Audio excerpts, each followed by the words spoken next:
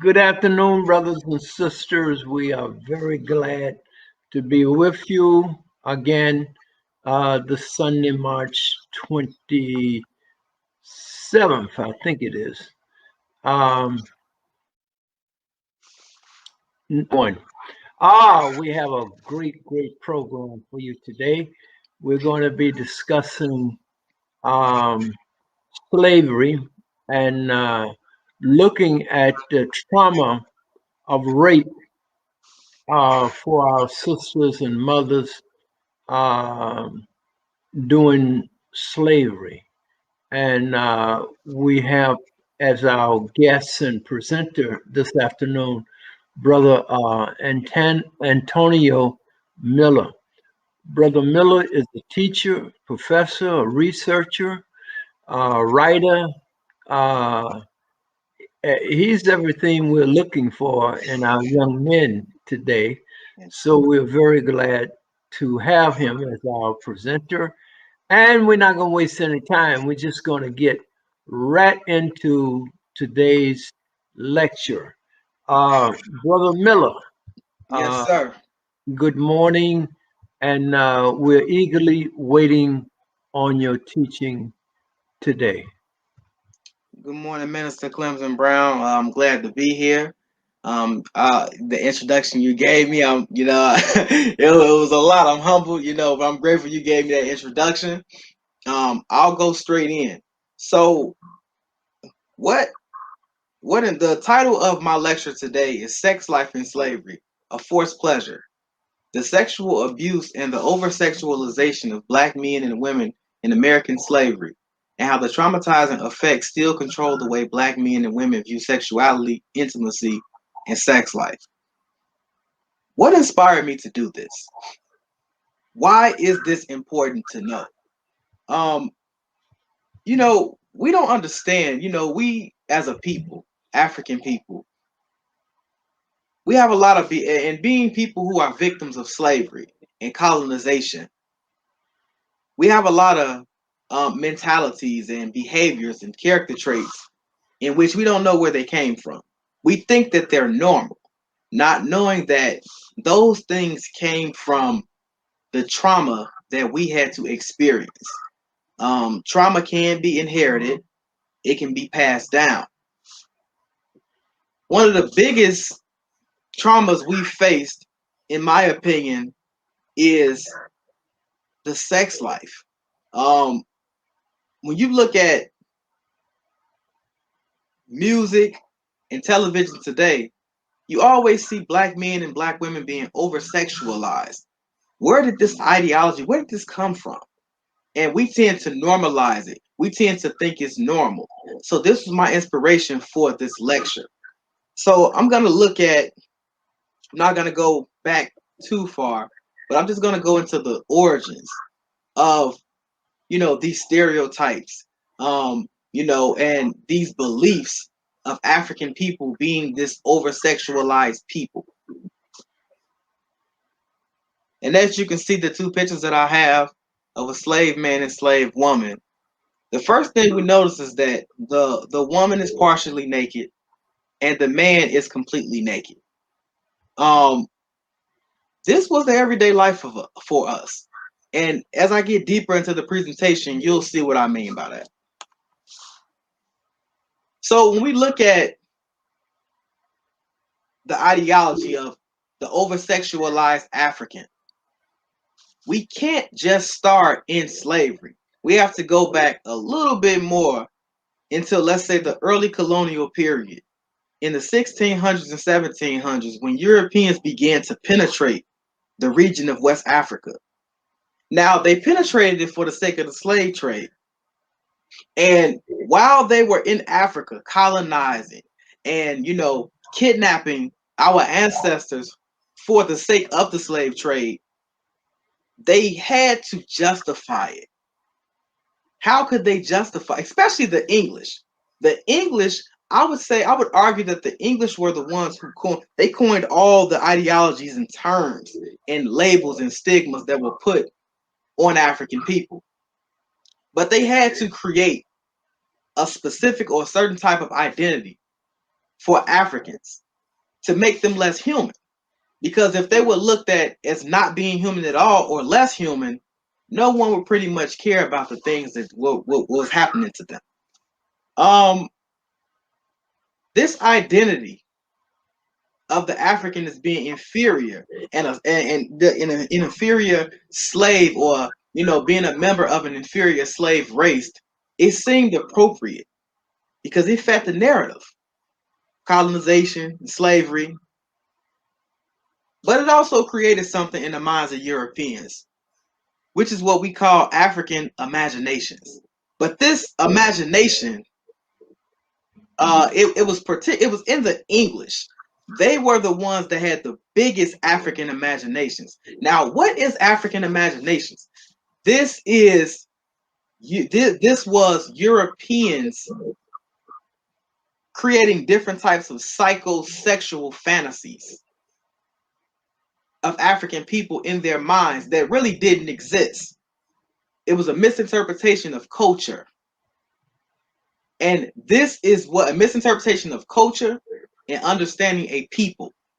But this is where that negative status and label seemed to become appropriate, because it was easy to deem Africans as non-human and to dehumanize them, mainly solely because of the slave trade. This was their justification. Well, these people are not human. So does it really matter what we do to them or what we think of them? They're not human. So when the English got involved in the slave trade, they had contradicting experiences and thoughts of African people.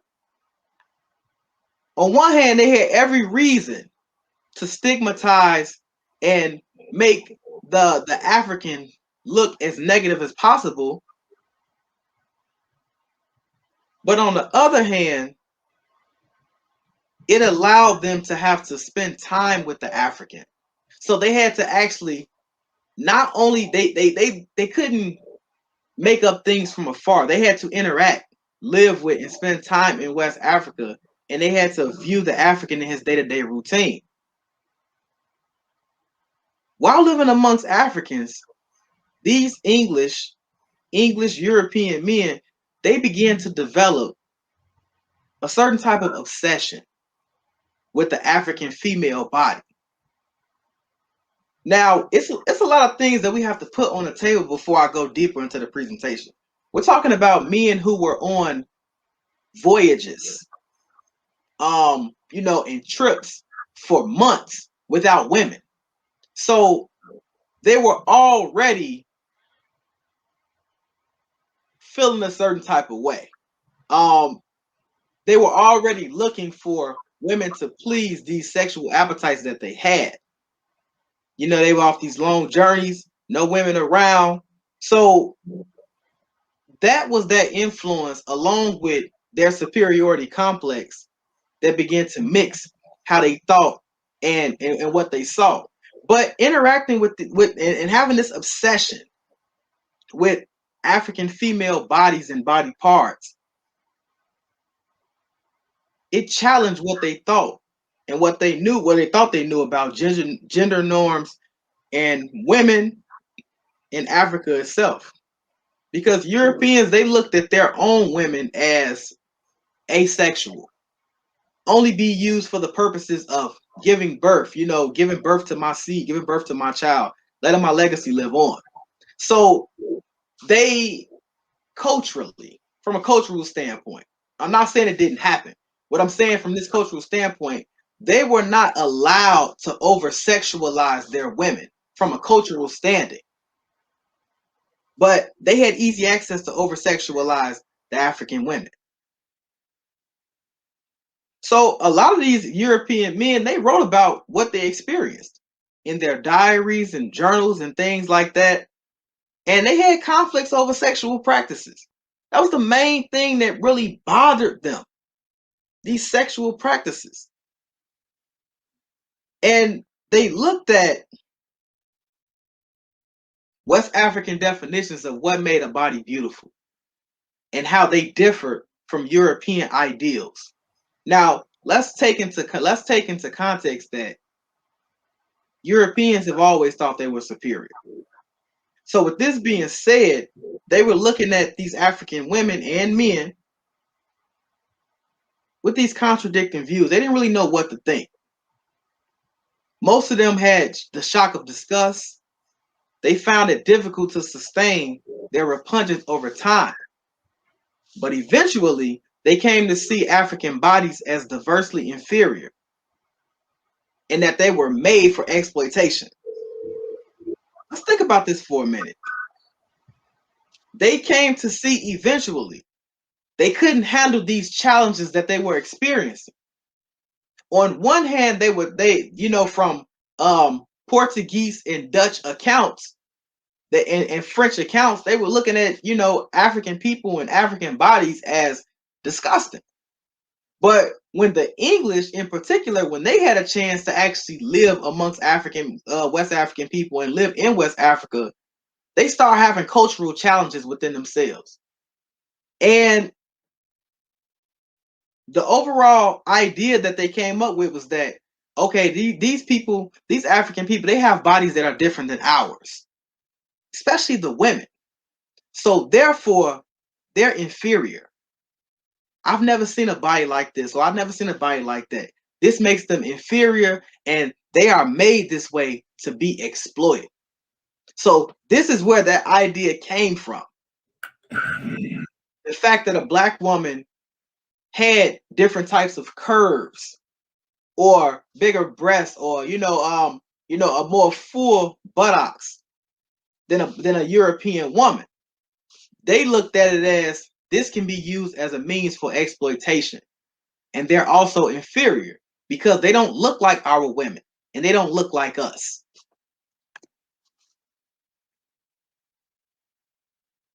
We have to look at first the way they viewed African women's bodies. I find it funny that when Europeans first start to penetrate into Africa, West Africa, they had a certain type of contradicting, obsessive, inferior view of African women's bodies and an obsession with it. But you'll see down the line in slavery, it switched from the women to the men. So I find that really funny that when they were in Africa, they grew an obsession with the women's bodies. But once they got into the New World with slavery and the slave trade and the institution of slavery, they began to have an obsession with the black males' bodies. But there are a few examples that I can use. One good example I want to use that I got out of a book called Sexuality and Slavery. Richard Jobson, he was an English slave trader in the 1620s. And he gave a description of how I used his account as a basis for how many or most European men, or Englishmen physically interpreted African women that they saw. Jobson describes the people he met down the Gambia River as the Fulbe. He immediately began to interpret these people, especially the women, through their bodies. That was the first thing he began to interpret them through. He didn't look at their language. He didn't look at their customs. He didn't look at their culture. He didn't even look at the attitude that they had toward him. The first thing that Richard Jobson did was interpret them through their bodies. He was looking at the way they were built and the way they carried themselves. And this is what he described. He said the women were well formed, blessed with good features. They had long black hair that was much looser than the typical black women that Europeans had been used to seeing or hearing about. One misconception that we do have, that I have to point this out, that we have as African people is that if we have lighter skin or straighter hair, that comes from strictly the slave trade. Newsflash, Europeans, they don't have, their genes are not that strong to carry over for that long, for hundreds of years. They're not that strong. Africa is diverse in shades of melanin and physical features. Every African does not have, darker skin, full lips, wide noses. But this is a stereotype that we've been brainwashed to believe, that all Africans are supposed to look one type of way. And this is something that this is a attitude that they projected on us during slavery to separate us from Africa, to make us think that you'll never go back there. They won't accept you. You look different. You talk different. You are different. You're not even an African. So we have to keep that in mind. But Jobson continues by describing these phobe women as clean and neat in their habits. He compared them to the good English women back home. See, this is where I said those contradicting views came in. Because you're going into West Africa thinking like these women are supposed to be foul and nasty and ugly and dirty and this and that, just negative and bad and inferior. But even he had to say, I don't know, man. I'm conflicting with myself, because I thought that Africans were supposed to look one type of way. I thought the Africans were supposed to act one type of way. These women are clean and they're neat. And he compared them to the good English women back at home. And he also said that these women worked hard like Irish women, but they were much tidier than the Irish woman. A quote from him says, "Theirs was a cleanliness with which Irish women had no acquaintance." So he's saying himself that these women were even cleaner than white women. Notice he didn't really say English. He put it on the Irish because the English already had an inferior view of the Irish. But in reality, we can infer that it wasn't just Irish women who these African women were more tidier than or cleaner than. It was also English women as well. He described them as having tawny skin. Tawny is something like a bronze, right? Lighter than the normal, quote unquote, stereotype African shade of melanin. So he linked their tawny skin, long hair, and straight bodies with beautiful women. And he even also pointed out that these women were much lighter than the stereotypic African features he had known. So this was a surprise to him, to see women lighter, smaller, features. It was a surprise. So he didn't really know how to interpret that. But he immediately he recorded what he saw and how he viewed it. We can't deny that he manifests the attitude of English men who came to West Africa expecting their negative views to be manifested. But he also saw, and like I just said this, but he saw a race of women who were not only more beautiful, but much cleaner than the European women he was used to. And this caused him, as I said earlier, to challenge what he thought about African women.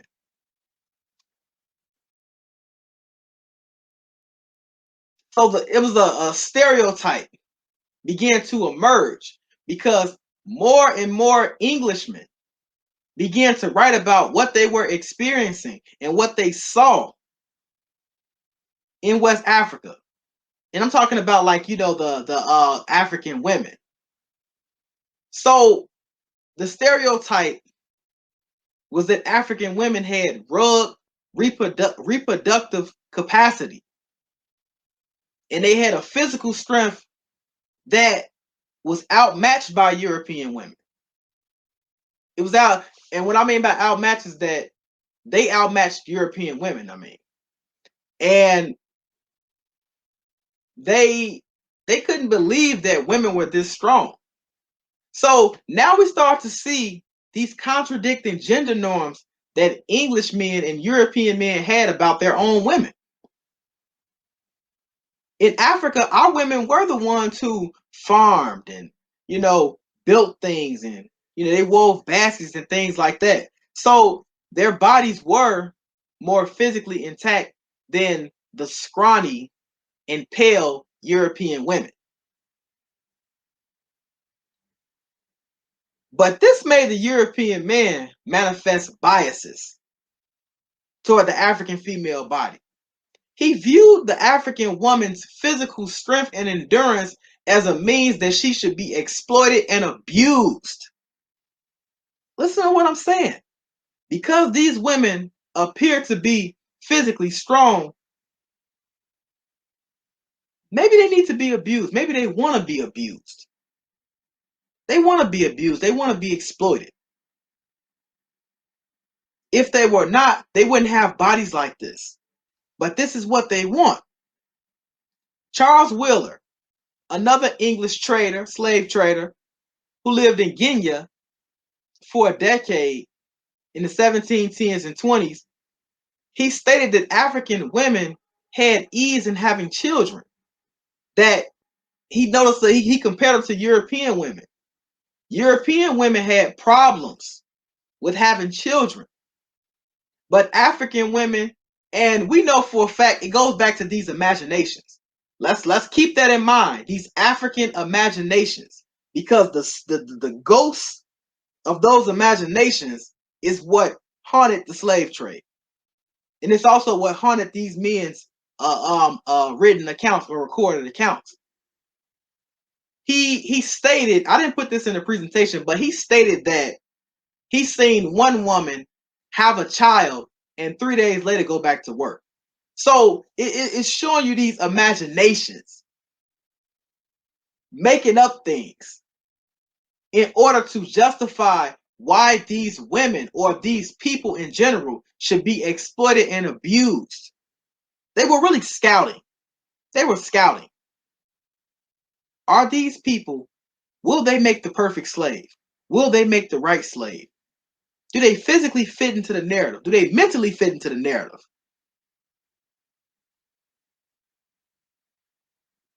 He also goes into detail about an African woman whom he lived with.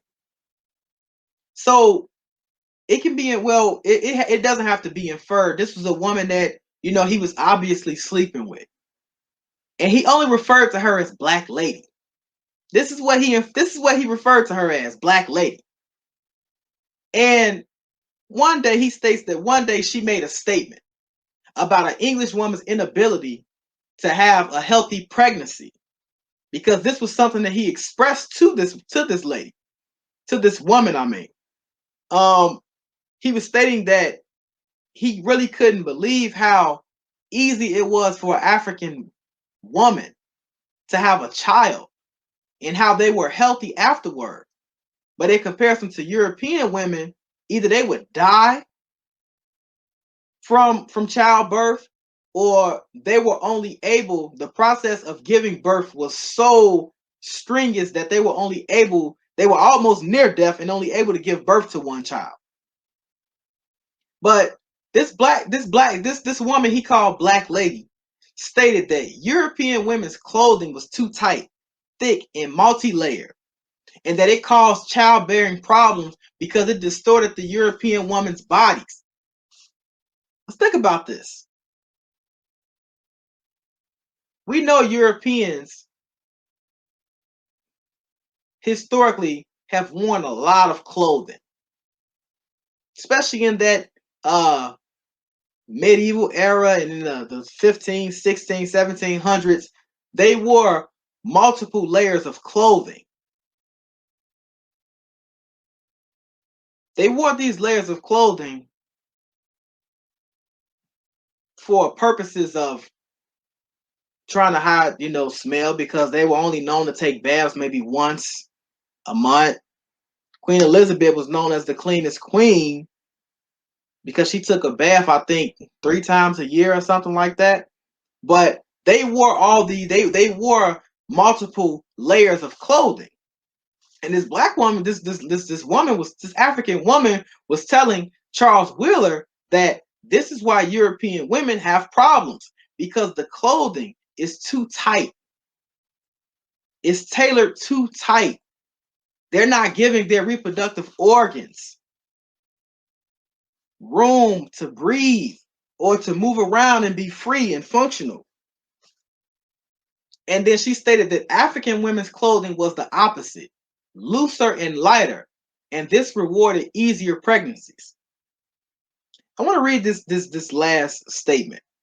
It is important to note that the same clothing that African women wore that allowed them to have easy pregnancies is the same clothing that made European men assume African women were hypersexual because of the lightness and looseness of their clothing.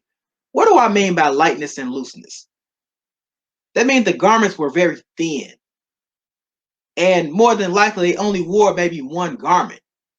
But this wasn't because they were hypersexual or that they wanted to be raped or exploited. It was not only cultural reasons behind this, but medical reasons as well.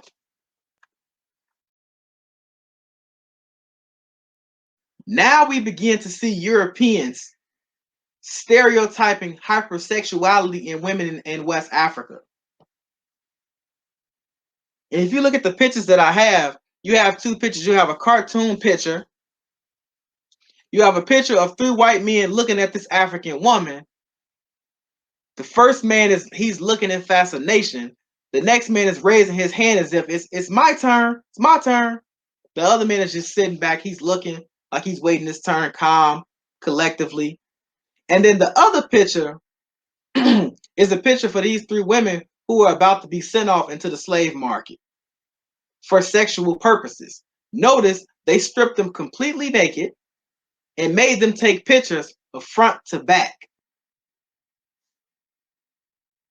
So as the slave trade progressed, the English interest in the African and contempt for him at the same time progressed as well. But it also made the Englishman want to interact more. He doesn't just want to talk to African women. He doesn't just want to, have conversation. He wants to have sex with them. He wants to over-sexualize them. He wants to physically get to know them. We find that European male traders, travelers, and catchers, they recognize and they fantasize and reshape local identities of Africans. Notice the word fantasize, African imaginations. This African imaginations is a term that we need to really keep in mind in this presentation. They had this sick fascination, and they began to reshape the local identities through colonization. They noticed that everything about Africans differed from Europeans, like culture and skill, but most importantly, their bodies. It's a heavy emphasis on the body of the African. But they looked at the women first. There was a heavy emphasis on the bodies of African people that were so different than Europeans. Even though most Europeans, Portuguese, Dutch, Englishmen, they recognized beauty in African people, they didn't really marvel over it. They looked at it as a tool of marketing for the slave trade. One European man named John Matthews described his 1791 voyage in Sierra Leone. His views on African people, especially women, was that he linked their comeliness to their personality. Therefore, he described several Africans he met or saw, linking their bodies, linking the way their bodies looked with their character. So he looked at how, African women were built and how their bodies looked, and he linked it with their character. Listen to this quote. Listen to this quote he stated. He said, "Many of the women are handsome, expressing charm, sincerity, hospitality, and that makes the women pleasing and really handsome." Really handsome. Notice I have that bolded and underlined. This makes the women really handsome. So they didn't understand hospitality. Europeans they never understood that. They didn't understand hospitality. So they looked at the way these women were built and they said, oh wow, they have nice size behinds, or nice size breasts, bigger than what we're used to. And they have hospitality. This means they want to be raped. This means they want to have sex. So this is where that mentality came from. And it's going to linger into slavery as well, into the institution of slavery as well. They want to have sex. If they didn't want to be raped, if they didn't want to be over sexualized, they wouldn't be like this. They wouldn't wear these types of clothing. They wouldn't be built the way they are. The way these African women are built and the way that they think, the way they built shapes the way they think. So therefore, they want to have access to sex all the time. They want to be raped. They want to have sex. Many Europeans viewed African people from that perspective. And this created a false narrative that African women's bodies are shaped the way they are because they have a sexual hunger that doesn't seem to be satisfied, no matter how many times she has sex, voluntary or involuntary. That's something that we got to know. The African woman is built the way she is because she has an everlasting sexual appetite, a sexual hunger. It has to be fulfilled, even if she doesn't know it or not. It's their nature. They're inferior people, and this is the mentality of not just the English, but all European men that came into West Africa during this period.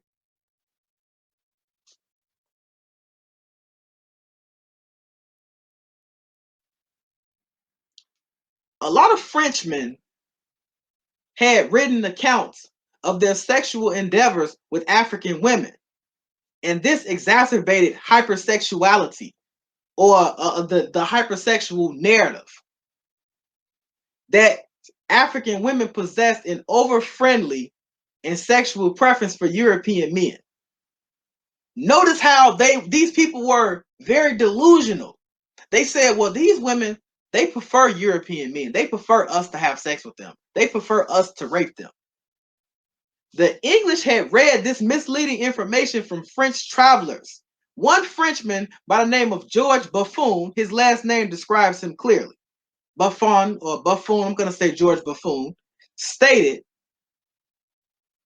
a particular group he interacted with as the Jollof, that they were very fond of white men. He's talking about the women. They're very fond of white men whom they exert every assiduity to please, both to gratify and obtain presents, which may flatter their vanity.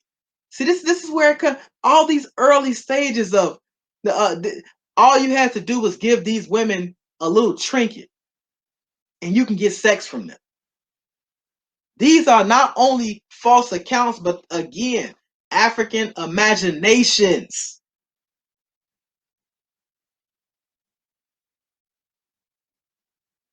The picture in the lower left is we're all familiar with this. Sarah Bartman, 1789. It was during this era. This one was put on display in a cage all throughout Europe to reinforce the stereotype and ideology that African women and African people were over-sexualized and were to be used as a means of sexual exploitation. This is why we have to understand and learn these things. This woman died at about the age of 26? I know she was a very young woman when she died. She was prostituted out, passed around Europe. And this is what drew European men to Africa. Not only the accounts that they read from English and French and Portuguese, but it's also from Sarah Bartman and others like her whose names we don't even know. I want to read the underlined portion of this presentation, of this slide. The false accounts of African women being hypersexual by the English, French, and Portuguese who spent time in West Africa led to flocks of European males entering West African societies, not only seeking profits they can make from slave trading, but also with deep convictions that European men's sexual desires were important to satisfy and that they could be satisfied.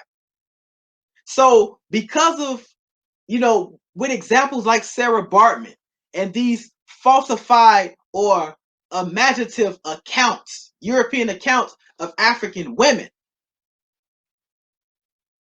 you had a lot of European men running to West Africa, not only for the slave trade, but to satisfy these sexual needs or these sexual, obsessions.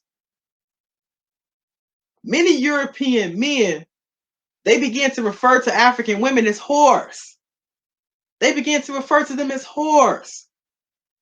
And it comes again from the false accounts of the over-sexualized mentality of African women. Africans, we didn't establish prostitution or whorehouses. But I will say this. A lot of these African leaders, they were just trying to be hospitable. Again, like I said maybe about 2 slides ago, the European never understood hospitality. He didn't understand that was a means of, cultural embracement. Okay, man, well, you had a long journey. I know you probably want a woman. It wasn't that she was a prostitute. It was being hospitable. But they looked at it as means of exploitations. Prostitution houses and whoring and hookering, it didn't occur in Africa until after colonization.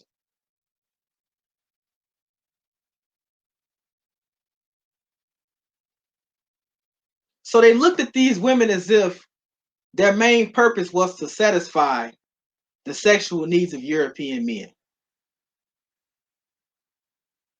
With this being said, the false interpretation of West African women's bodies, personality, and sexuality by European men, especially the English, led to a profitable marketing tool that benefited the slave trade extensively, which was using not only African women, but African men's anatomy and physiology to sell slaves at a profitably high price.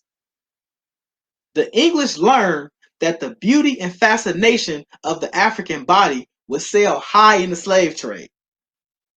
And this placed Africans in a world of sexual aggression and exploitation on plantations in the New World.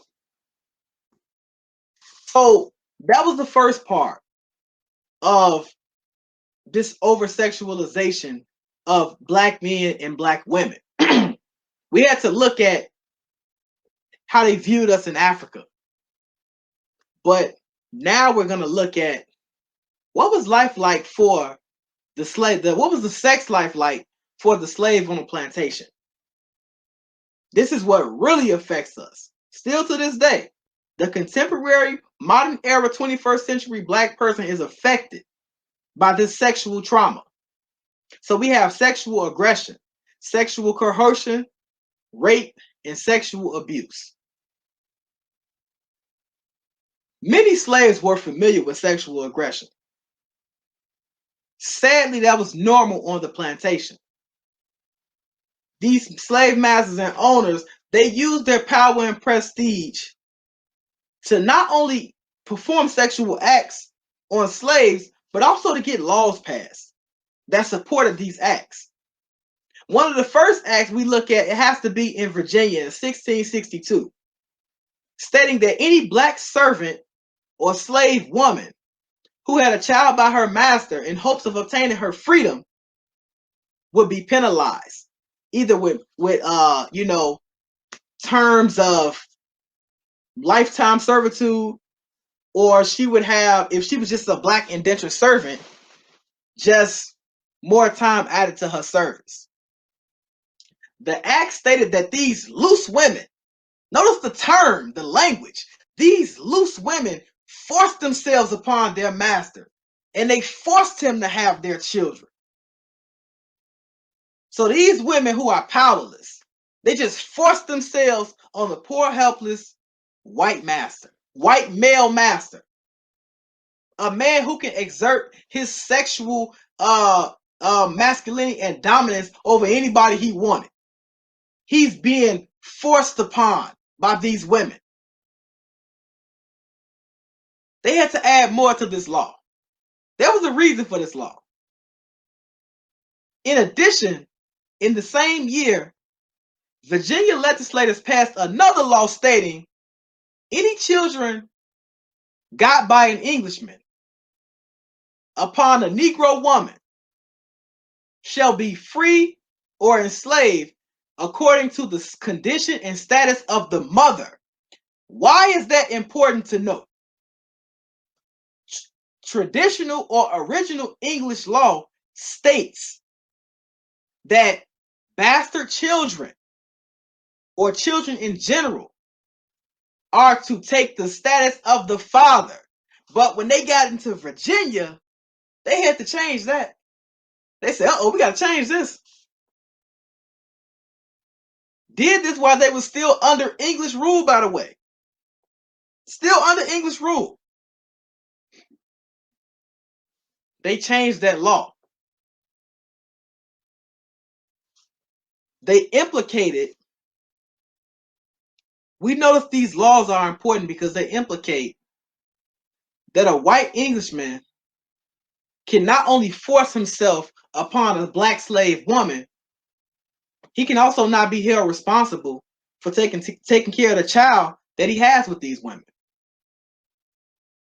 This became the first instance of slave breeding. This is the first instance of slave breeding. Eventually, slave owners realized they can use male slaves to breed. But before they realized that, what these white slave-owning men would do, they would have children with these women, and they would either sell the children or use them as slaves. Let's think about that for a minute. How do you sell your own children into slavery because they have African blood? All because they have African blood, they're not considered your children. They're just your slave. They're just your nigger. They're just your property. And the law supported this. This is law. Law supported this. Oh, go ahead. Get a female slave, make about 5 children. You can make money like that. So the original slave breeder or stud, we'll find out what the word stud and buck means later in the presentation, but the original stud, the original buck was the white man himself, because it was he who had the laws changed, or who changed the laws and passed the laws stating that I can not only rape you when I want to, I can have children by you, and I can either sell them for profit or I can make them work as my slave on my plantation or on my property. The sexual aggression of white men on black female slaves became a norm in the American South, especially during the antebellum period.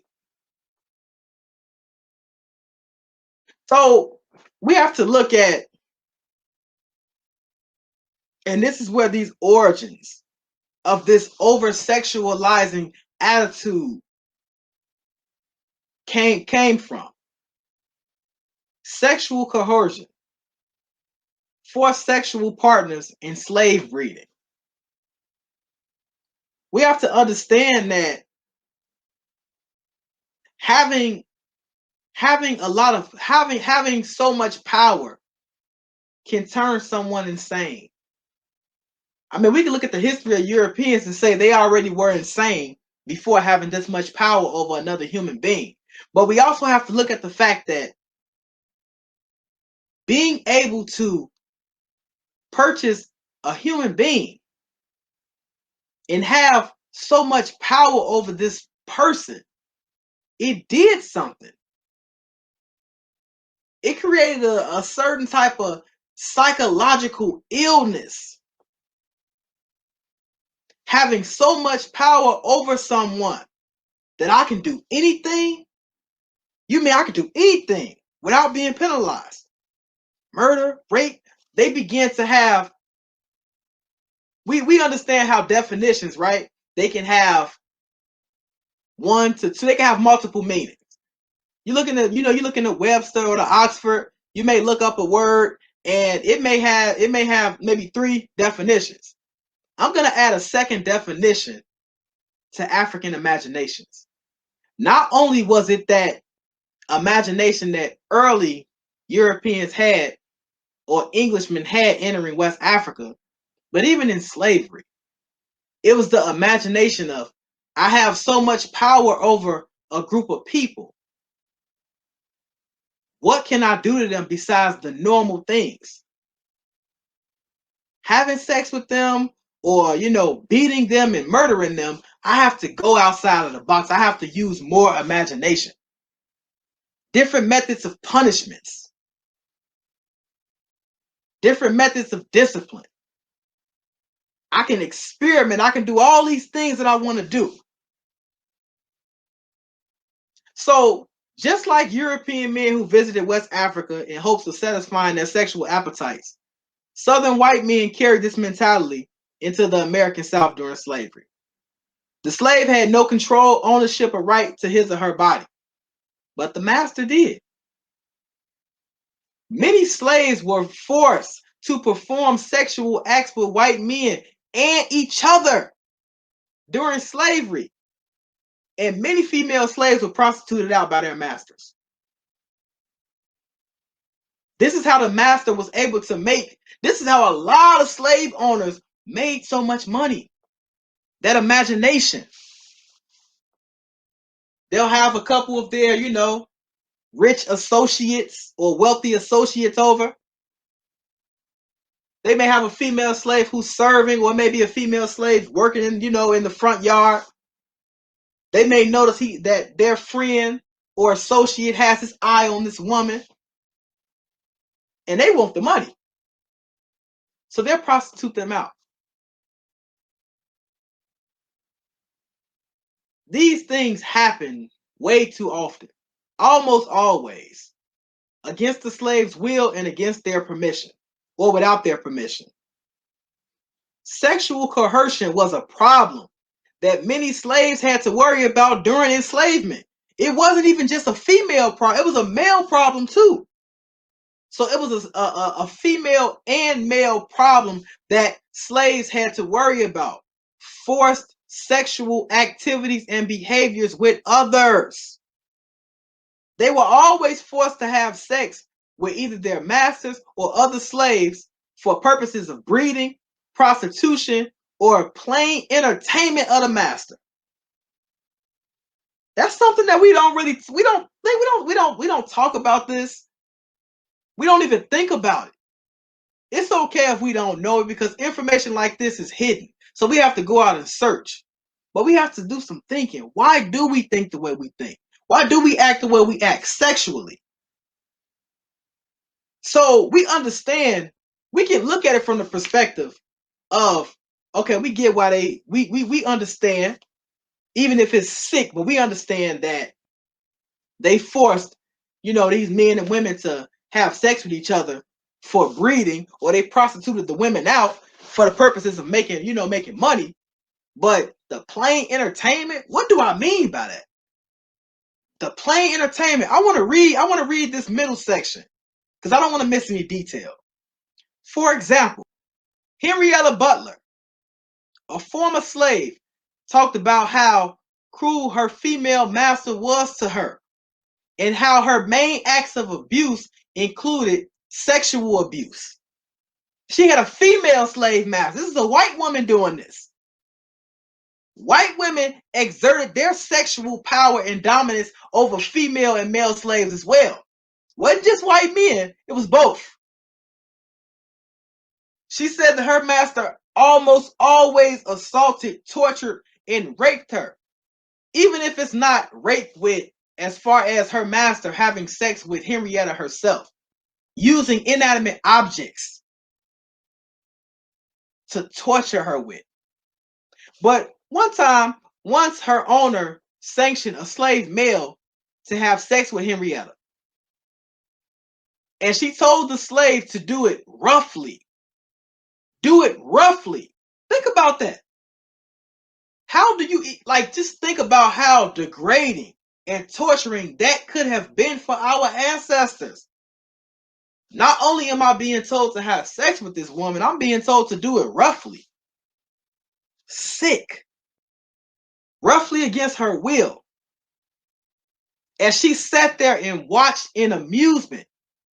And also for the purpose of breeding more slaves. So not only did she sit and watch in amusement, she wanted to breed slaves, but it was more so for her own amusement. A term for this is called Sado-masochism. This is when people, they get a sexual pleasure out of seeing people endure pain. Another term for that, well, I'll get to it.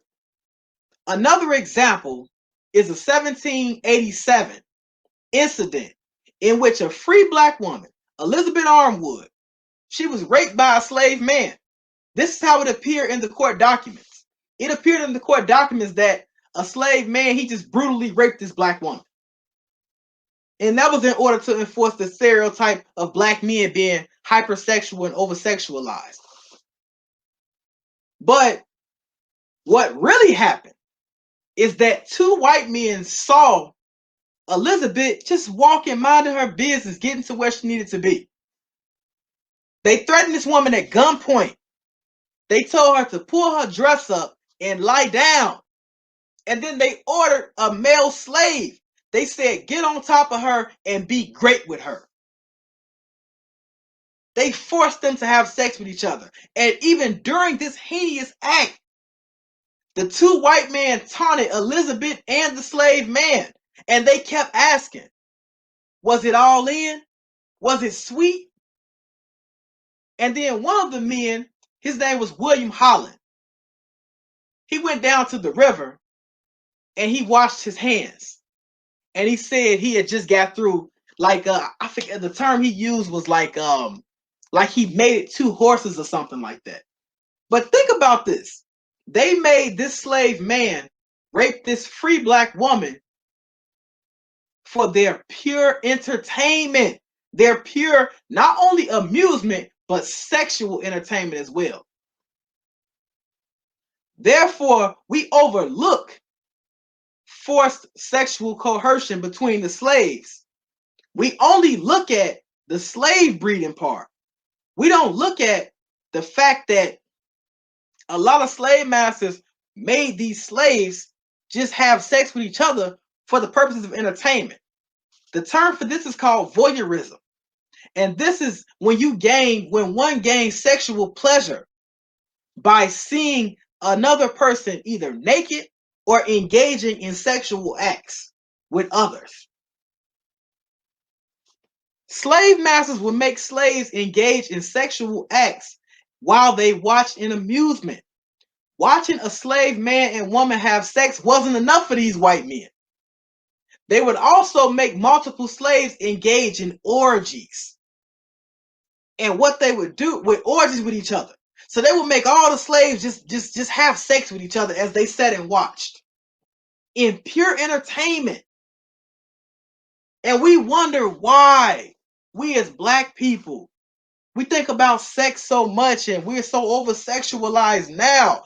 These are the origins. They would make these slaves engage in these sexual orgies. And they would feed them gallons of liquor to loosen them up and take away their shyness or feelings of degradation. They would even sometimes invite friends, relatives, and other prestigious slave owners over to watch these slaves engage in sexual behavior with each other.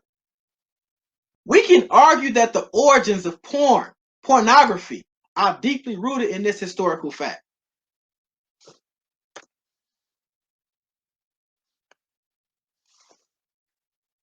So now we look at the sexual obsession of the black male body in slavery. So earlier in the presentation, I talked about the sexual obsession that European men had with African women in West Africa. And I said that when they got into the New World and when the institution of slavery was firmly established, there was a fascination and sexual obsession with the black male bodies. So sexual abuse and torture was a facet of slave life. It occurred often. It occurred so often that many enslaved women and men began to think it was normal. See, a lot of us were born into this.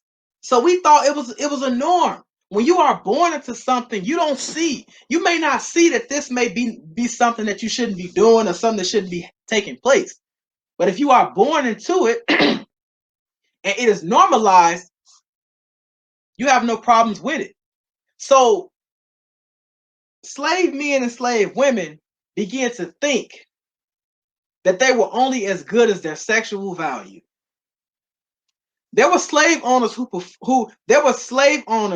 made slaves perform their regular slave duties partially with their bodies partially exposed.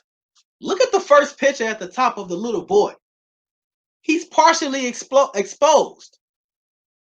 One side of his pants leg is ripped all the way up to the top, and his entire upper body, his torso, is exposed. See, in Anglo-American culture, they have a long-standing view of black men being promiscuous and lusty. Therefore, black male bodies were eroticized by white observers. They began to eroticize and fantasize about the black male body during slavery. There is no secret. There has always been a fascination with the penis of black men. There's always been a fascination. In Tom Burrell's Brainwashed, he talks about this. He named a European science that said that the fascination of the black male penis is something that Europeans have never seen before. And this European scientist said, for that purpose, I keep one by my side. I keep one in my house. He pickled it, put it in a jar, kept it in his house. This is that sick obsession with the black phallus. Let's think about that for a minute. It was not only a fascination, but it was a jealousy as well. A desire, fascination, mixed with jealousy and envy. Colonial accounts recorded instances of slave masters and other whites commenting not only on the nudity of slaves, but on their bodies with a certain fascination. One former slave said that slaves had a sexual, that the daily encounters with slaves had a sexual dimension because slaves wore little to no clothing. So they purposely made us walk around half naked. And we wonder why our women like to have their behinds out and their breasts out. Why our men like to walk around with our shirts off, with our pants hanging all the way low. This comes from slavery. Comes from slavery. This former slave said that daily encounters with slaves had sexual dimension because they were always underdressed. There was a 1781 account of a white observer named William Feltman. He remarked on the reaction of the nudity that he saw of 14 and 15-year-old boys and how this nudity of these young boys was provoking white women to have sex with them. This is what the women were saying to each other. This is what he heard one woman say. I can assure you it was a surprise to see a person.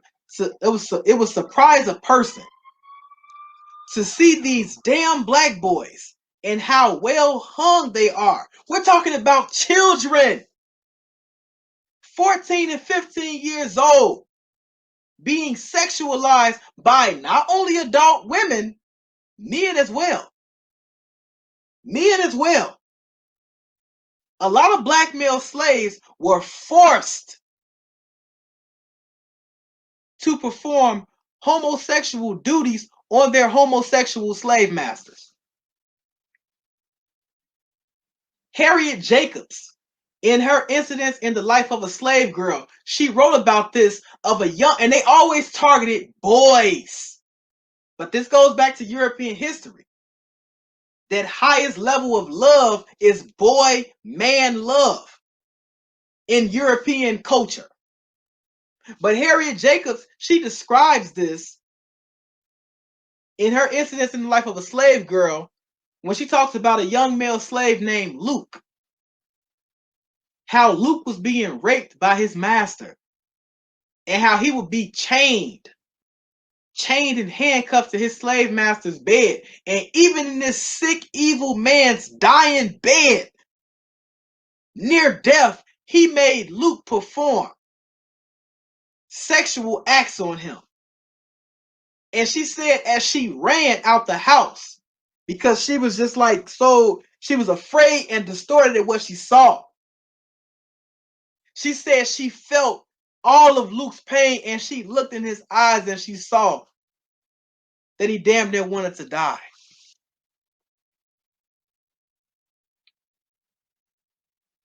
See, the thing about this, right? This obsession with the black male body and the black male penis. For a long time, you know, us black men, we thought that was like, you know, that was the shit. It was everything. Oh man, you know what they say about us, man. You know how, man, you know, oh, you know what I got. You know what I'm packing with. You know what I'm blessed with. Not even knowing we are reinforcing that over-sexualized stereotype of ourselves. We're reinforcing it. I've even heard it's even black women who say things like, a man, his penis got to be this size or it got to be that size or we can't do nothing. Where do you think that obsession came from? I once heard Dr. Africa say, who taught you how to have sex? Your slave master. He was right. The slave master taught us how to have sex, how to be sexually aroused, and what should fascinate us and excite us pertaining to intimacy and sex and how we should do it. Just as the black woman's body was subjected to psychosexual fantasies of sexual pleasure and guilt in West Africa, the black man experienced the same thing. See, it's weird. They viewed the black male body as an example of perfection, but it was through a fixated way. Whenever the black male body was described in slavery, also in abolitionist accounts as well. Let's not forget that most abolitionists were white women, so they still had these over-sexualized views as well. But if you study the written accounts of abolitionists and, you know, slave owners or observers, they describe black men bodies or black male bodies in pornographic detail, pointing out his muscularness, right? Or the exposed buttocks.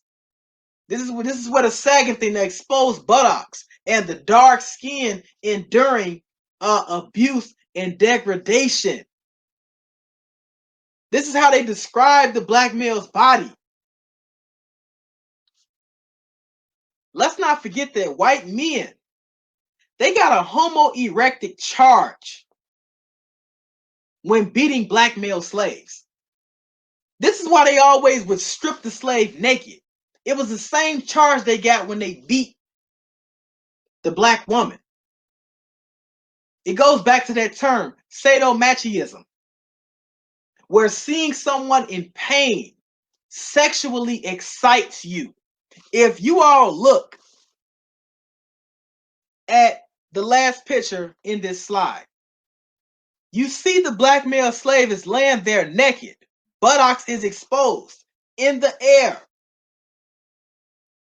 Another black male slave is being made to beat him. You see the overseer or owner, he's relaxing. He's sitting back and he's enjoying what he's watching. It was a certain type of fixation with seeing black male flesh being battered, bruised, and ripped apart.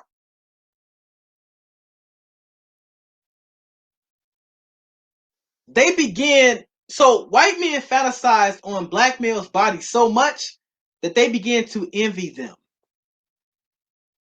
They began to envy the black man. And this is where the over-sexualizing came from. Especially when they seen how white women were. But white women learned it from them to over-sexualize black men. This is when you start seeing these forms of punishment in slavery.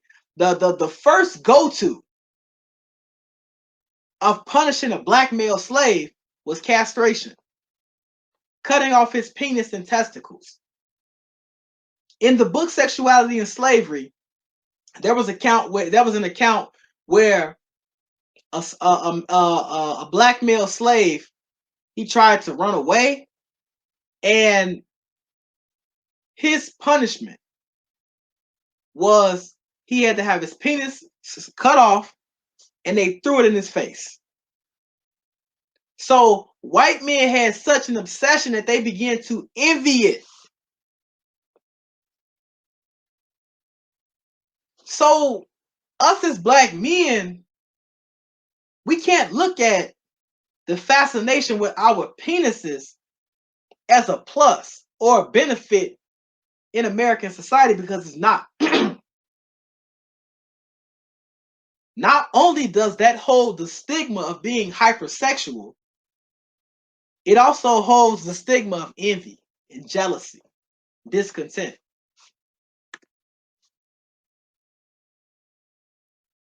We moved to slave breeding in the 19th century. Slave breeding was done for the purposes of making more, more slaves, right? But the slaves that had to be bred, it wasn't just any slave. There were certain physical traits that were looked for in slaves that had to be bred. If we look at a lot of interviews from the WPA, from former slaves, they talk about how the slaves who were considered, the slaves who had to be bred or who were bred, they had certain physical features, either tall in height or extremely muscular. Or if you look at the women,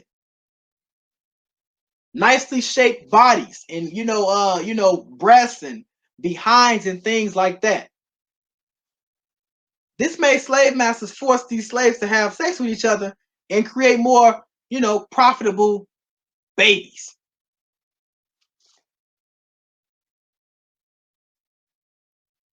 If we continue to look at this, right? They not only were forced to mate with the people that their slave masters, with the slaves that their slave masters had told them to mate with. If they denied or resisted, they faced harsh consequences. And not only were they forced to just breed, they were also forced to cohabitate and marry these men and women. This made slave life miserable, like it wasn't already miserable from the start. I can't even pick the person I want to, give my body to, or the person I want to give children to, or, marry. So not only were you forced to breed, we were forced to marry as well and cohabitate. Funny part about it is that slave women, They were forced into slave breeding by a common method of slave masters lying to them, telling them that if they have a certain number of children, they would be set free. One account of a slave woman said she had 20 children. She had 20 children and the master still didn't let her free. Still didn't let her free. The most common numbers that they would of children that these women would bore would be about 12 to 15 children. Slave men, on the other hand, they were just forced into slave breeding with the threat of being whipped severely or killed. Testimony from several slaves states that slave breeding had a dehumanizing effect of labeling men, some men, as bulls, bulls, and studs or bucks. One slave male stated that his master prevented him from marrying and having a family and forced him to breed with 15 women. And we're talking about maybe a day. Maybe a day. And he fathered dozens of children. If I'm not mistaken, a dozen is 12. So if we say dozens, we're talking about 12 or more children. 12 or more children. There were times that when a black man was forced to have sex so many times in a day, he couldn't do it anymore. But yet, when you look at the mentality, the black mentality in the 21st century, or in the contemporary era, most black men act like they need to have sex all day. But why? We're looking at the origins of why. Why do you want to have sex all day? Why do you think about sex all day? Because a tragic part of your history shows that at one point you were forced to do this all day, every day. If we continue to overlook the fact that black men were victims, because this made them victims. They didn't want to have sex with, 15 women a day. They didn't want to have 20 and 30 children. They didn't want to live that way. But that's overlooked because the black male is over-sexualized. He's hypersexual. I'm speaking of the stereotype. We're hypersexual, we're over-sexualized. So we overlook the fact that in slavery, we were victims. We were victims of sexual assault. And that this has a long standing of us being viewed or put into the position of hypersexual. So let's look at the female slave abuse. From victims of sexual abuse to concubines. Sexual contact between masters and their bonded female property were common in the Atlantic world, New World, institutional slavery, American South, etc. But these relations vary from rape to sodomy to romance. Like I said before, a lot of these women, they felt like it was normal. So they began to even like it because they felt like, hey, this is what I'm good for. But we're going to get into that in the next paragraph. From chance encounters to obsession, concubinage, and even marriage. These relations could be hetero or homosexual in nature. The hideous relations they had included, but they were not limited to pedophilia, incest, Sado-masochism, and Voyeurism. If we look at this picture I found this picture. It's actually from an old, it's from like an old pornographic, like porn magazine. Looked like it may have been like in the 70s or 60s or something like that. But look at the title. Black Bitches in Bondage. And then let's look at the topics. Titty torture, pinned and tied, the ultimate in humiliation. And look at these, and they have these black women being tortured. Why is this important? Why is that picture important? I'll tell you why. Not only is an example of Sado-masochism, but it shows that even after slavery, many white men and women wanted to see it. What is the definition of Sado-masochism again? That a person gains sexual pleasure of seeing another in some type of physical pain. Most of the times, sexual pain. It goes back to Henrietta Butler when she said that her master, which was a white female, would do what? She would rape her by using inanimate objects. The fact that this was in a porn magazine or movie, it shows you the current mentality of a lot of these Europeans. They still want to see black bitches in bondage. They still want to see that. This woman is tied up. And the African imagination, let's go back to it, is what? They like this. This is what they wanted. They wanted to be raped. They wanted to be sodomized. They wanted to be sexually tortured. They liked it. I'm going to read this next part. It's not that much. With this being said, the exposure of sadistic sexual behaviors and actions often confused many female slaves. Many of these girls and women had experienced at least one of these acts by the same time they turned 12. I'm sorry, by the time they turned 12, excuse me. By the time they turned 12. Some were even targeted younger than that, maybe about 10. So again, when we look at the top statement, when it says to romance, if something has been happening to you since 12, and you are now a woman, 20 and 25, you're going to think, okay, maybe this is the norm for me. Especially if the people who you live amongst in the slave community, they're going through the same thing. They went through the same thing as well. Your mother went through it. Your grandmother went through it. Your sister went through it. By acquainting these slave girls and women to sadistic sexual acts, white men and women made these female slaves think that that was their only purpose and sense of worth. After a while, some female slaves got so used to being raped and sexually abused that they would display promiscuous behavior in order to show their masters or whites in power in general that they were not willing to deny or fight off any white person who demanded sexual favors from them. These female slaves didn't beg for sexual abuse because they were fond of it. They were afraid of the consequences of what may happen if they denied it. So we have two mentalities that these black female slaves had.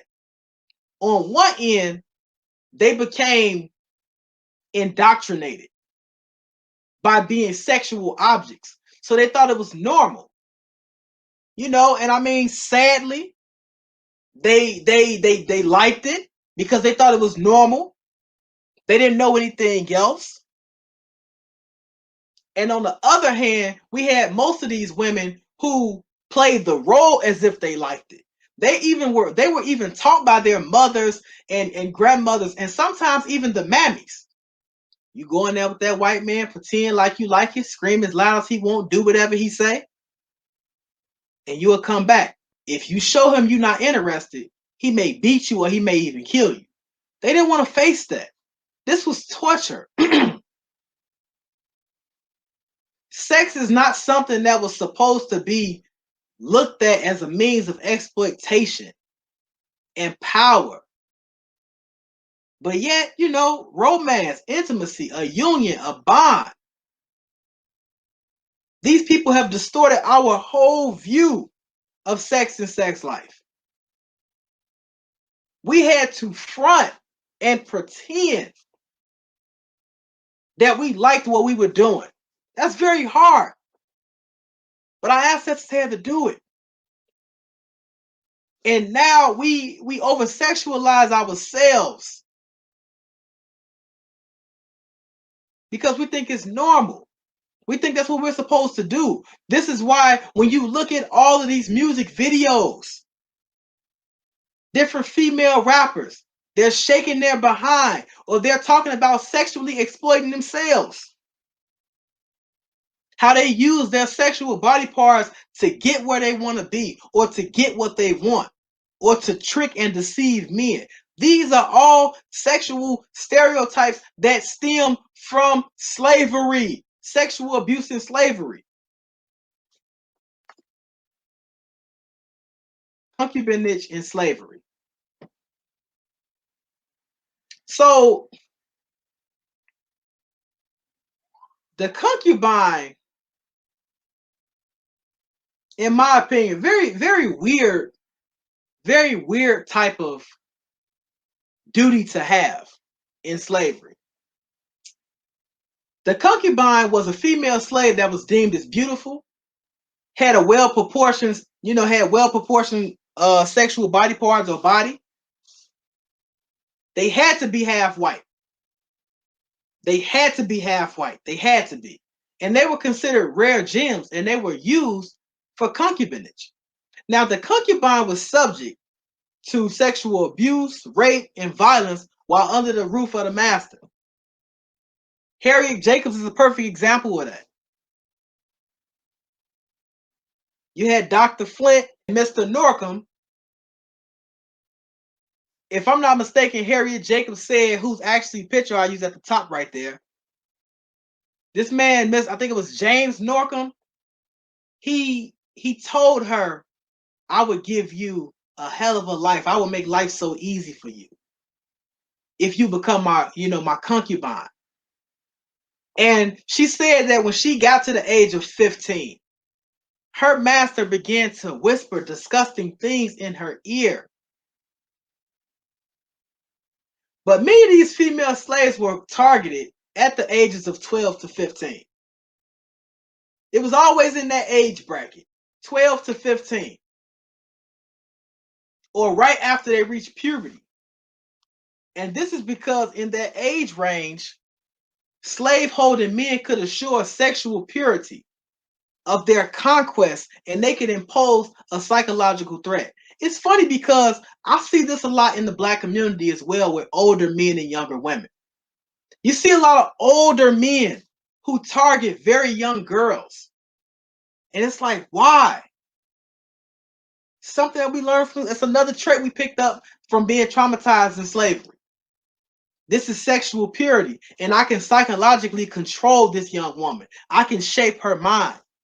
I took something from her that was the most delicate, fragile, and sacred thing. Now, the concubine had to always be white, like I said. And it's not odd that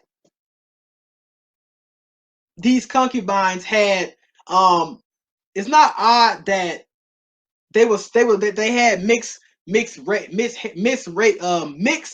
race heritage, right? That they were either Black and white or Black and Native American.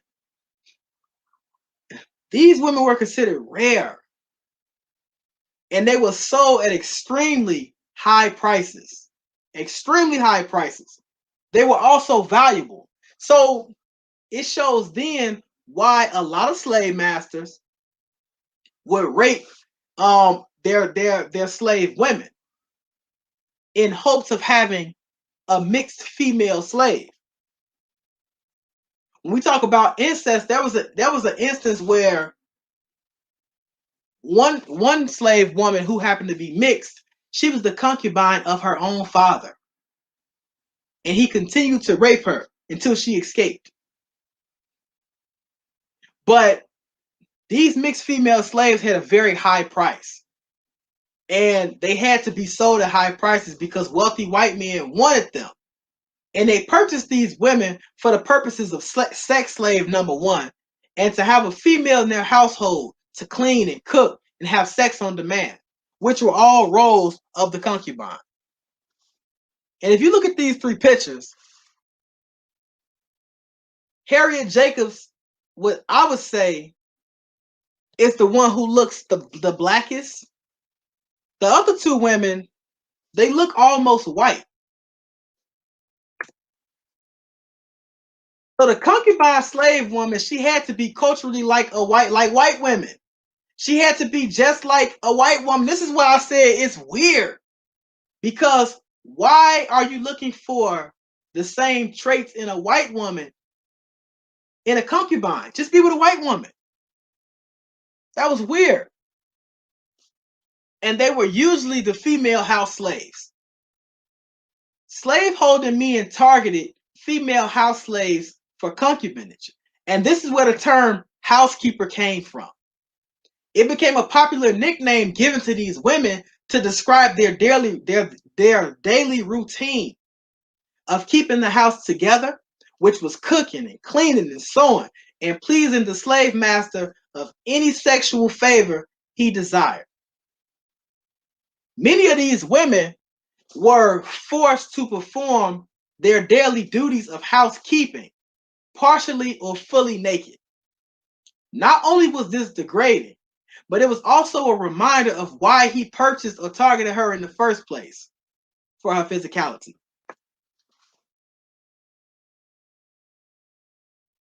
So now I'm almost at the point of wrapping it up.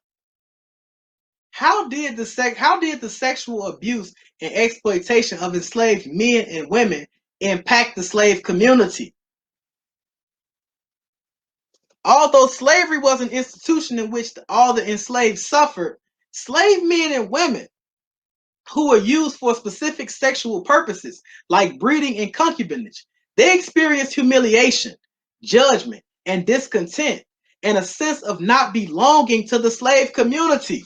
So this impacted them in their own environment, interacting with their own people. So it wasn't fun being a concubine or a buck or a stud. Even though it wasn't the slave man or woman's fault, he or she was targeted for sexual purposes. Other slaves viewed them differently after these enslaved men and women experienced their trauma. Many of the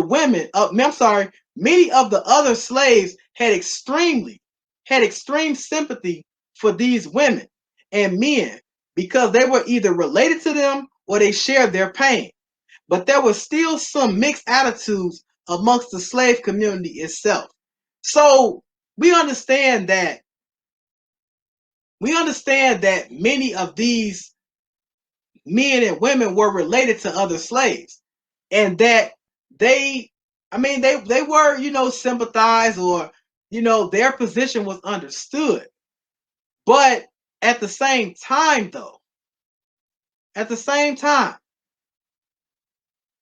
they were still looked at differently within the slave community. I find it funny that, I understand why they were looked at differently. I really do. But I find it very funny or odd that these men and women were looked at over something they didn't really have. They were looked at differently or judged over something that they didn't have power over. They didn't have control over this.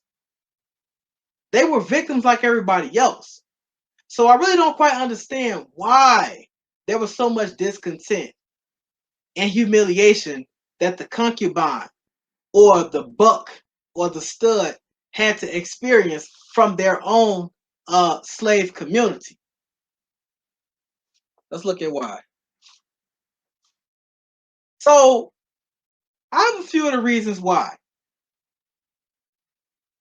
Concubines, they faced backlash from the slave community because of their preference of sexual attention from white men.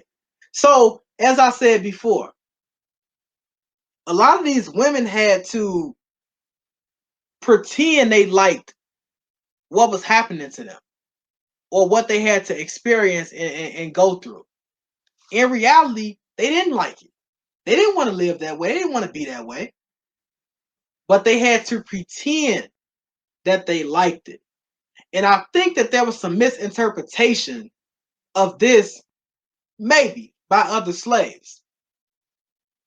But let's also not forget, as I said about 2 or 3 slides ago, that a lot of these women too, by them being put into this position of sexual abuse, of concubinage at 12 years old, and growing into womanhood with that, I mean, a lot of them, they did like it, or they did prefer the sexual attention of white men. Harriet Jacobs herself, while she at the same time was being pursued and harassed by her slave master,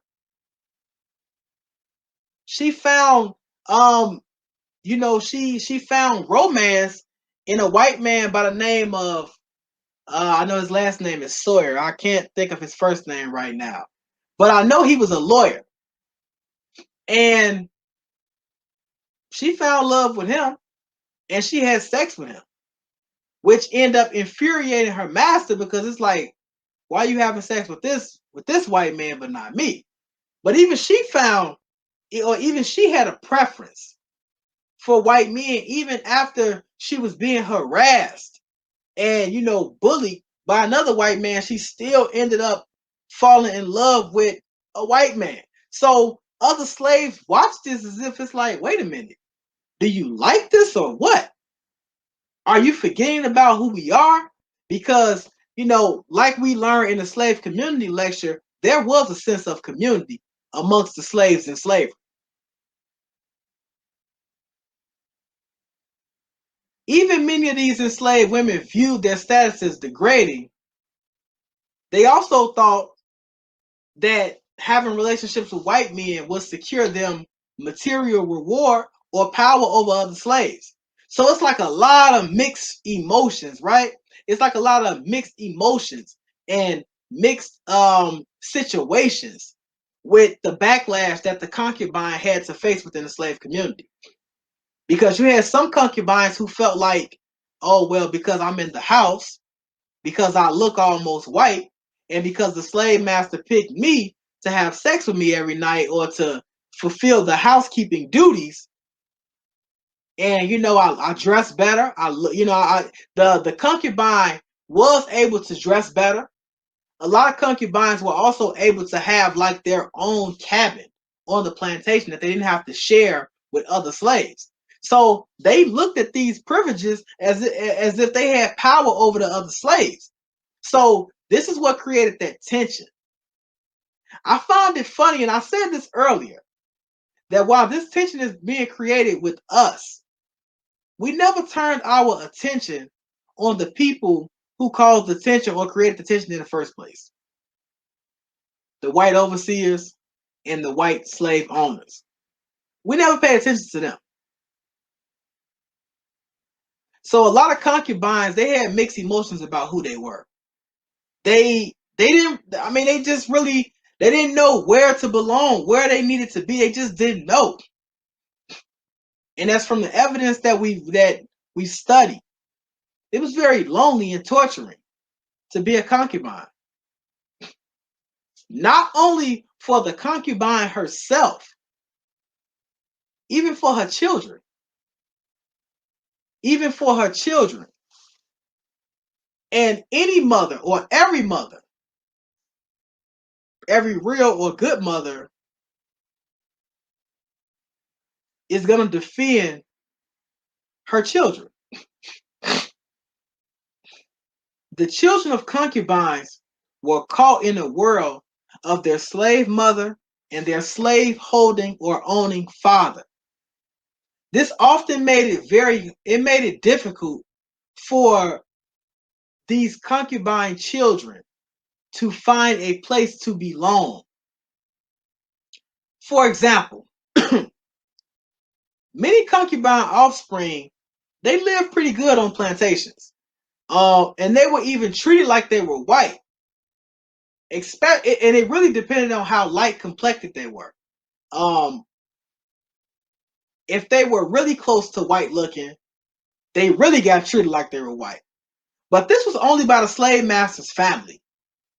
You know, like if he lived like with his mother, or his brother or something like that, or a sister, they would treat the concubine offspring with a level or a degree of some type of respect. But the father himself, the white slave owning father himself, almost always, he never acknowledged the concubine offspring as his children. He never acknowledged them as his children. So, and it could be a flip side to that as well.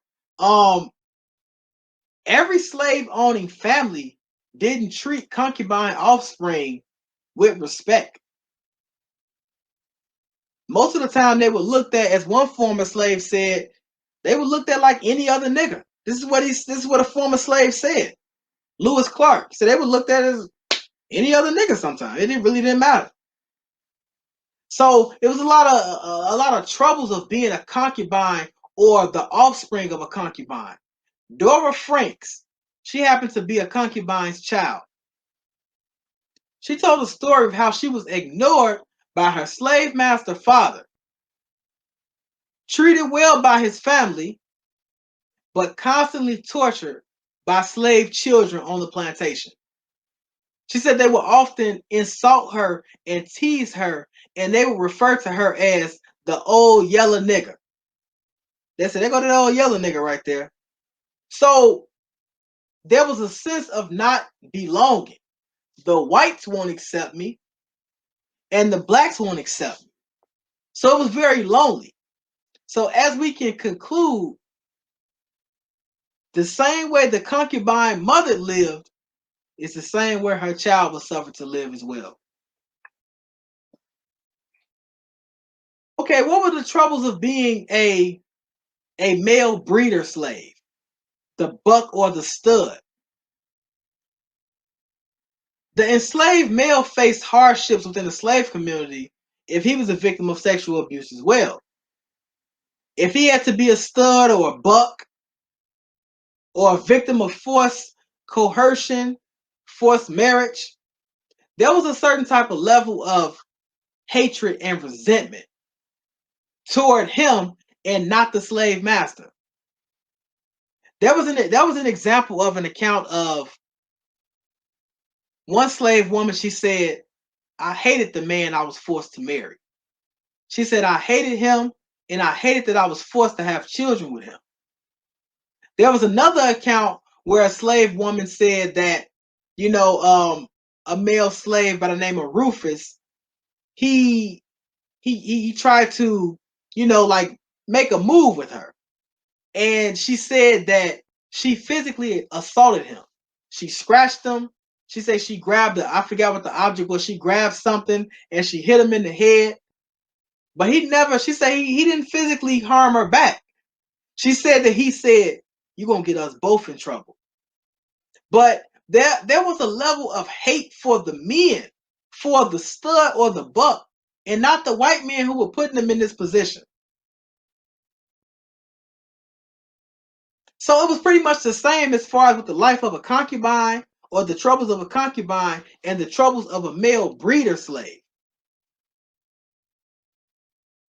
The individuals or the victims, they were the ones who faced the backlash, who faced the hate, not the victimizers. The victimizers didn't face the hate. They didn't face the backlash, but the victims did. In a lot of these forced marriages and sexual acts, enslaved women developed hate for the men that they were forced to marry and give children to. I just said that. But this caused psychological and physical anguish in enslaved men. A lot of men, by being forced to have children with women who didn't want them or women that they didn't want, or just many women in general. They found themselves unwanted as marital partners in the slave community. They found themselves unwanted. Many slave women viewed the stud and the buck as being hypersexual, promiscuous, or having too many children. They also looked at the fact that if they had children with these men, their children may be viewed as profit for the slave master. Because that's what the buck, that's what the buck was good for. Making these big healthy babies, right? That would be really good slaves. So it just was very hard, and it was depressing. It was depressing to be the over-sexualized man on the plantation. It was depressing to be the concubine of the slave master. These things were depressing. It wasn't fun at all. Especially and what I find, what I can imagine to have been the most humiliating thing is that after you have been used and abused by white men and women for sexual purposes, your own community, which would be the slave community in this historical sense, they didn't really want anything to do with you. They felt your pain, they sympathized with you, but they looked at you as if like, nah, I'm okay. I don't want to, intimately, I don't want to deal with you. That was very harsh. That was a very harsh reality. So, in my conclusion, I have two statements. The conclusion is, how are contemporary Africans in America impacted today? I'm going to read my first statement. Sexual stereotypes, aggression, exploitation, and abuse of Black sexuality in slavery has really impacted the way modern era Black people in the diaspora today view sex and sexuality. Many Black men are still possessed by the spirit of the stud and buck, so they willingly live up to and reinforce the stereotypes of Black men as hypersexual and sex machines in our music, dialogue, character, and personality. I made reference to this earlier in the presentation, but I want to elaborate on it right now. When you listen to rap music, not only do you have to get past hearing about using drugs and selling drugs to Black people and killing and murdering Black people, then you hear these Black men make constant references to their penises and to how they sexually exploit not only themselves, but Black women as well. When you listen to Black men, modern day Black men talk, not all, but many, everything is about sex. Everything is about sex. You look in barbershops or gyms or where Black men are present, we're constantly talking about sex as if it's something we can't live without, as if it's something we have to have right now, at this very second, at this very minute, at this very hour. Even in our character and personality. What does that mean? We constantly grab ourselves. I never forget, it's a funny thing. I never forget a while when I was in high school. A teacher told a student, she said, I've watched you grab yourself at least about 20 times. What's the purpose of doing that? And, I was probably, this is my senior year. So I'm about 18, 17, 18. He didn't even have a response. I mean, that's what we do. This teacher was a black woman. Well, what do you mean? That's what we do.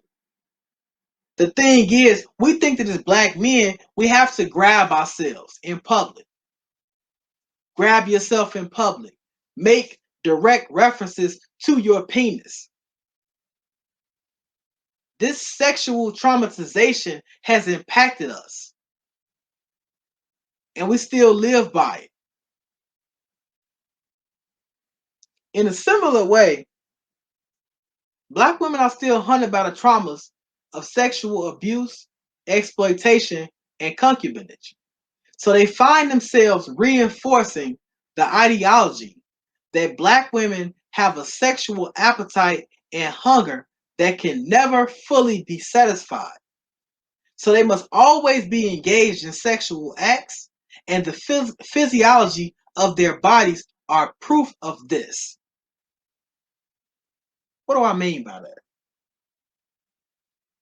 When you watch movies, right? This is a modern era. Listen to black music. Black female artists, rappers, singers, and even in these movies that are based upon like black female or black woman interaction,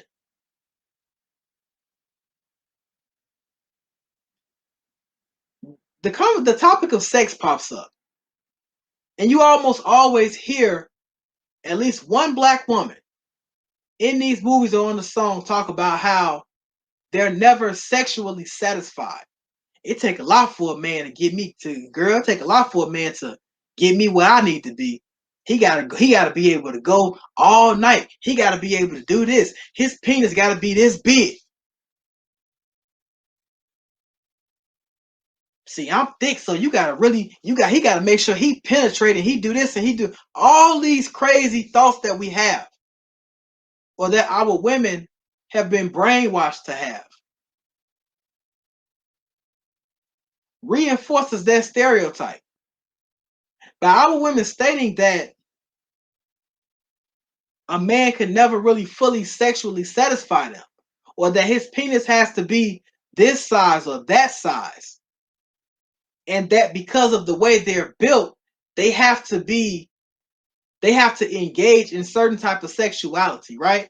Or they have to be sexed a certain type of way because of the way they're built. It reinforces those stereotypes, those African imaginations, from the European, his view of African women in West Africa, all the way up into slavery. Therefore, she must always be prepared to engage in sexual behavior and actions. This explains why so many modern day black women, especially the younger ones, wear clothing that expose their buttocks and breasts. The traumatization of sexual abuse has led many of our black girls and women to believe that this is their only way of being valued. When you look at a lot of our young women, a lot of our young black sisters, man, they don't see value in their brain. They don't see value in their character. They don't see value in their intelligence. They don't see value in their character.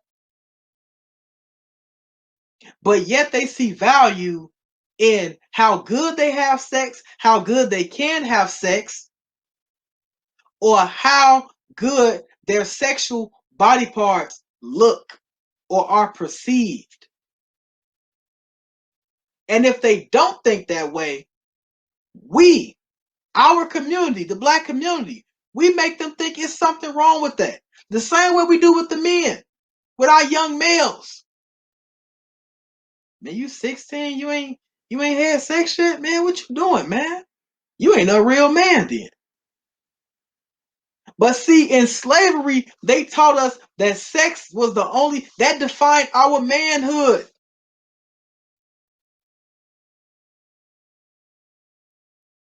We grew to think that this is the only way that my manhood is acknowledged. And honestly, it was. In slavery, the black man wasn't a man until it was time for him to have sex.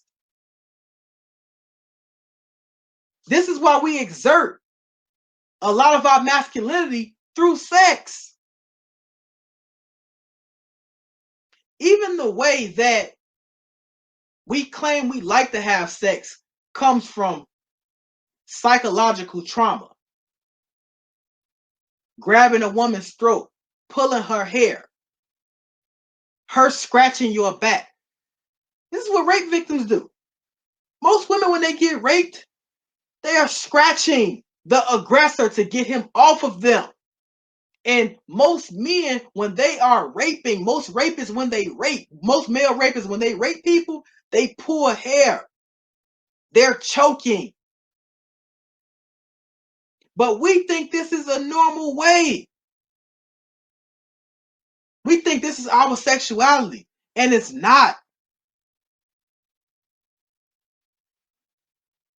So there are a lot of traumas in the sexuality of Black men and Black women today through or that come from slavery. The best thing we can do is continue to educate ourselves on this topic. Why we think this way? How do we start thinking this way? And how can we start thinking differently? How can we start viewing Black sexuality, Black intimacy, and Black sex life different than the buck or the stud or the concubine or the Black whore or the Black bitch? Let's get back to being African men and African women. Thank you. And that concludes my presentation.